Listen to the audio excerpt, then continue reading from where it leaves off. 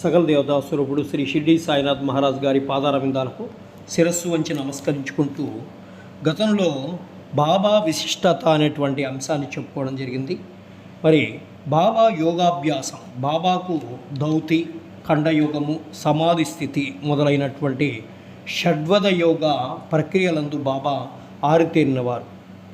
సహజంగా సాయినాథుడు చూపించినటువంటి ఇవన్నీ ద్వారకామాయిలో జరిగాయి. కానీ ఈ సంఘటన మాత్రం ద్వారకామాయి దూరంగా జరిగింది. ధౌతి మసీదుకు చాలా దూరంలో ఒక మర్రి చెట్టు ఉంది. అక్కడ ఒక బావి ఉండేది. ప్రతి 3 రోజులకు ఒకసారి బాబా అక్కడకు పోయి ముందుగా ముఖ ప్రక్షాళనం చేసేవారు, తరువాత స్నానం చేస్తూ ఉండేవారు.